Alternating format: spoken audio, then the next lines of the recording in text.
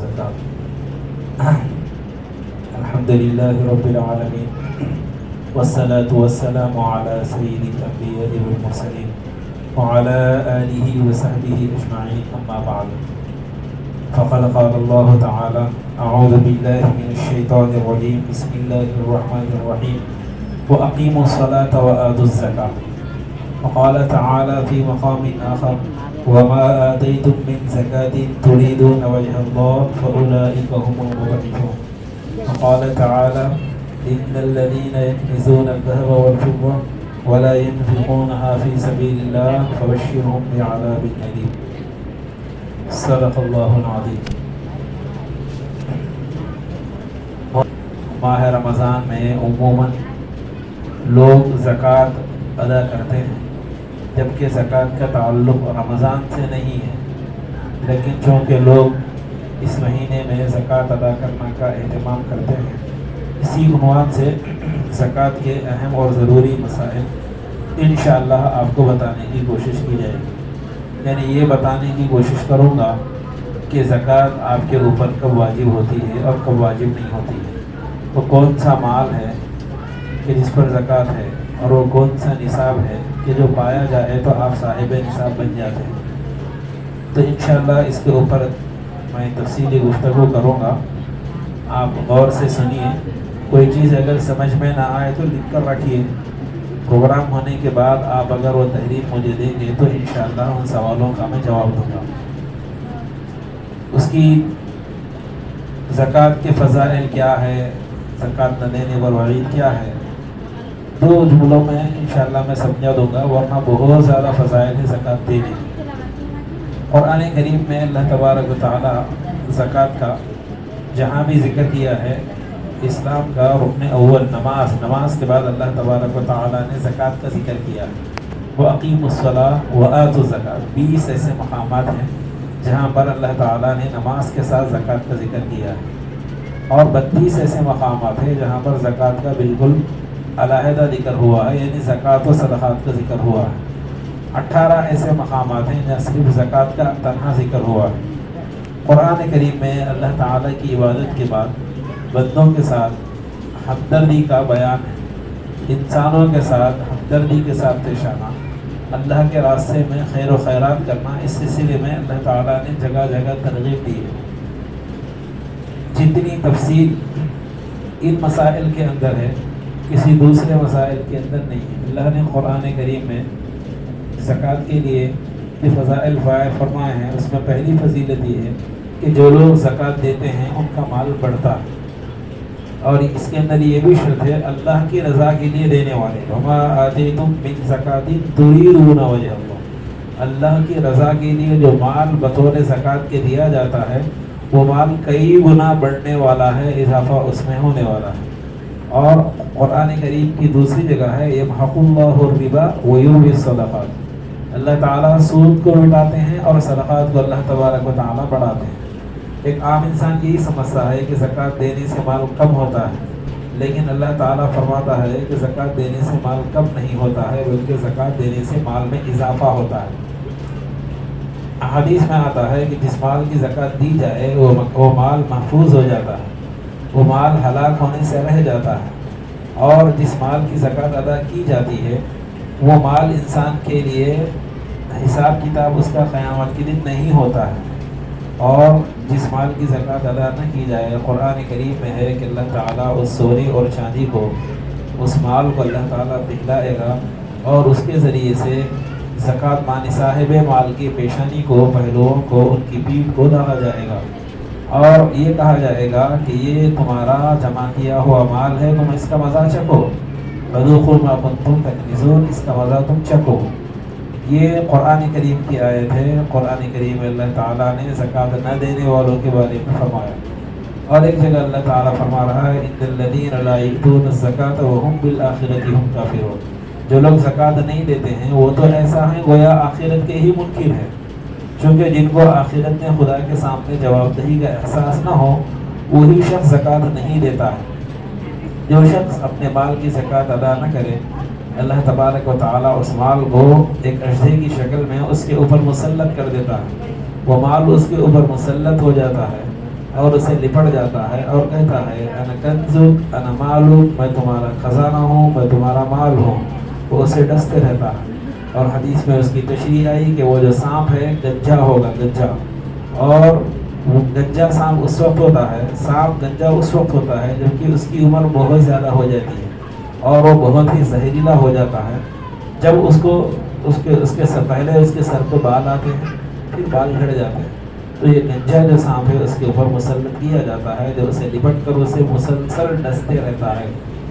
یہ زکوٰۃ نہ دینے والوں کے ہے، اور زکوٰۃ جب نہیں دی جاتی ہے تو پوری قوم سے اللہ تعالیٰ بارش کو روک لیتے ہیں، قحط مسلط کر دیا جاتا ہے۔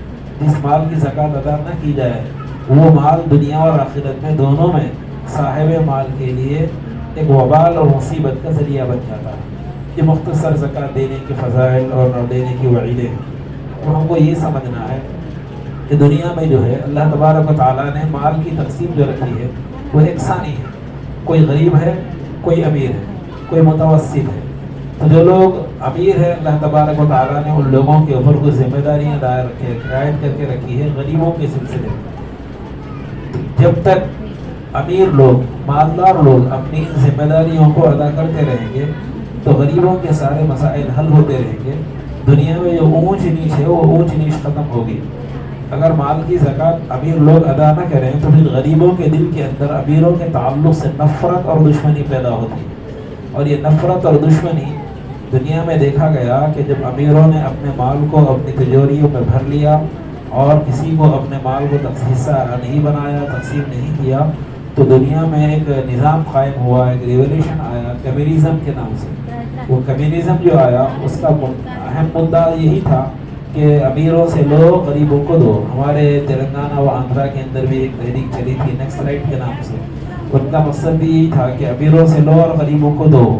یہ جب اونچ نیچ ہو جاتی ہے امیروں اور غریبوں کے درمیان میں اور امیر اپنے حق ادا نہیں کرتا ہے تو اس قسم کے واقعات پیش آتے رہتے ہیں۔ لیکن جب امیر اپنی زکوٰۃ ادا کرتے ہیں تو پھر غریبوں کے دل میں امیروں کے تعلق سے محبت پیدا ہوتی ہے۔ محبت بھی ایسا پیدا ہوتی ہے کہ امیر کے لیے غریب ہمیشہ دعا کرتے رہتا ہے کہ اس کا مال باقی رہے، اس کو کسی بھی قسم کی تکلیف نہ ہو۔ یہ اس وقت ہوتا ہے جب امیر اپنی زکوٰۃ ادا کرے اور غریبوں تک ان کا حق پہنچائے۔ اکابر یہ کہتے ہیں اللہ تبارک و تعالیٰ جب کسی کو مال دیتا ہے تو اس کے مال کے ساتھ غریبوں کا حصہ بھی اللہ تعالیٰ بھیج دیتا ہے۔ مثلاً اگر کسی کو اللہ تبارک و تعالیٰ نے 40 تولے اگر سونا دیا ہے تو یوں سمجھو کہ اس کا سونا تو اصل 39 تولے ہی ہے، 1 تولہ اللہ تعالیٰ نے غریبوں کا اس کے مال کے ساتھ ملا کر اسے دے دیا۔ اب اسے چاہیے کہ غریبوں کا حصہ غریبوں تک پہنچا دے۔ اب اگر وہ غریبوں کا حصہ غریبوں تک نہیں پہنچاتا ہے، اپنے ہی مال میں ملا دیتا ہے، تو چونکہ وہ غریبوں کا حصہ اپنے مال نے ملا لیا، سارے کا سارا مال ہی اس کا گندا ہو جاتا ہے۔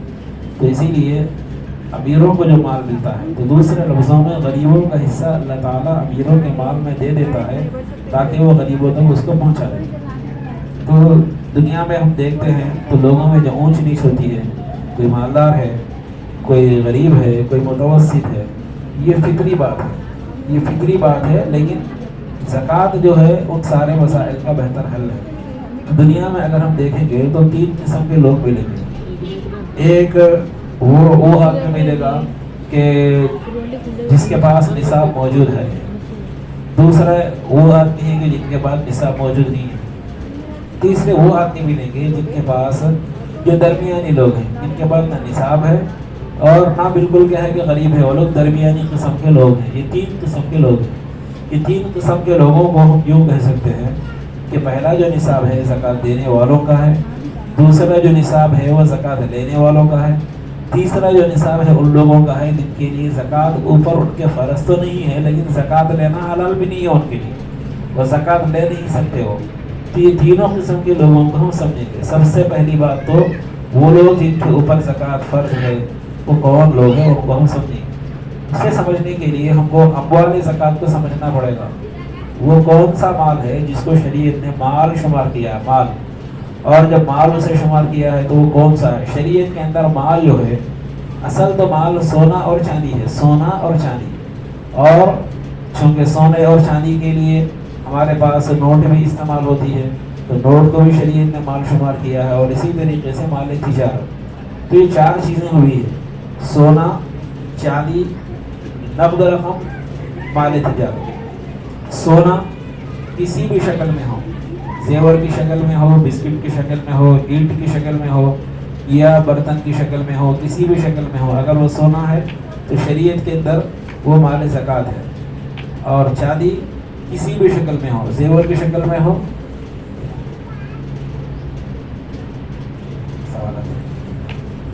زیور کی شکل میں ہو اور ڈھلی ہوئی ہو چاندی, یا برتنوں کی شکل میں ہو, کسی بھی شکل میں ہو, چاندی نصاب کے یعنی مال زکوٰۃ ہے. نمبر 3 جو ہے نقد رقم ہے. نقد رقم چاہے انڈیا کی کرنسی ہو, یا دینار ہو, یا درہم ہو, یا سعودی کے ریال ہو, یا ڈالر ہو, یا روبل ہو, یا کوئی اور ملک کی کرنسی ہو, یا ڈرافٹ ہو, یا بینک کا بیریئر چیک ہو, یا قابل ادا جو کاغذ ہوتا ہے یعنی جس کو دینے سے پیسے مل جاتے ہیں, وہ سارے کے ساری چیزیں نقد رقم میں شمار ہوتے ہیں. چاہے وہ نقد رقم آپ کے گھر میں موجود ہو, آپ کے بینک میں موجود ہو, وہ چونکہ وہ نقد ہی شمار کی جائے گی. یہ نقد رقم بھی تیسرے نمبر پہ مال زکوٰۃ اسے شمار کیا گیا ہے. نمبر 4 مال تجارت, وہ مال جو بیچنے کے لیے رکھا گیا ہو اور اس کی نیت بیچنے کی باقی ہو, وہ مال تجارت ہے. اس کے لیے دکان کا ہونا ضروری نہیں ہے. دکان کے بغیر بھی بہت سارے خواتین گھروں میں کپڑے لا لیتی ہے بیچنے کی نیت سے. دکان نہیں ہوتی ہے لیکن مال تجارت ان کے گھروں میں ہوتا ہے. اسی طریقے سے وہ لوگ جو پلاٹ اس نیت سے خریدتے ہیں کہ کل کے دن اسے بیچ کر اپنی ضرورت پوری کر لیں گے, تو وہ پلاٹ بھی مال تجارت بن جاتا ہے. خریدتے وقت اگر اس کی نیت بیچنے کی ہو تو وہ مال تجارت بن جاتا ہے. تو مال تجارت نمبر 1 سونا کسی بھی شکل میں ہو, نمبر 2 چاندی کسی بھی شکل میں ہو, نمبر 4 نقد رقم کسی بھی ملک کی کرنسی اور نوٹوں کی شکل میں ہو, بینک میں ہو یا اپنے پاس ہو, یا چیک ہو, یا ڈیمانڈ ڈرافٹ ہو, یا کوئی بھی ایسی چیز ہو کہ جس کو دینے سے پیسے مل جاتے ہوں. نمبر 4 مال تجارت ہو, بیچنے کی نیت سے خریدا گیا ہو اور تاحال اس کے بیچنے کی نیت باقی ہو. تاحال بیچنے کی نیت باقی ہو, یہ کنڈیشن ضروری ہے جو میں لگا رہا ہوں. اگر بیچنے کی نیت ختم ہوگی تو پھر وہ مال تجارت باقی نہیں رہے گا. یہ 4 قسم کے اموال مال زکوٰۃ شمار ہوتے ہیں. اب ان کی مقدار کیا ہے, کتنی مقدار ہونا چاہیے, تو غور سے سنیے. آزو بازو جو ہے خواتین ہیں ان سے باتیں مت کیجیے. آپ اگر غور سے سنیں گے تو بات سمجھ میں آئے گی, اور دوران بیان آپ اگر ادھر ادھر متوجہ ہوں گے تو پھر بات آپ کو سمجھ میں نہیں آئے گی. ہے کہ جس کے اوپر زکوٰۃ فرض ہوتی ہے. نمبر 1 سونا جبکہ یہ 7.5 تولے ہو. یہ 7.5 تولے پرانے زمانے کا تول ہے, جبکہ 11 گرام سے زائد ہوتا تھا تولہ. لیکن اب جدید جو وزن ہے 10 گرام کا ہے. 10 گرام کا جدید وزن, 10 گرام کو 1 تولہ کہا جاتا ہے. لیکن جب بھی 7.5 تولے کہا جاتا ہے تو یہ یاد رکھیے پرانا تول, یہ نیا تول نہیں. تو 7.5 کو اگر ہم نئے وزن میں کنورٹ کریں گے تو ہوتا ہے 87 گرام اشاریہ 379 ملی گرام. 87 گرام اشاریہ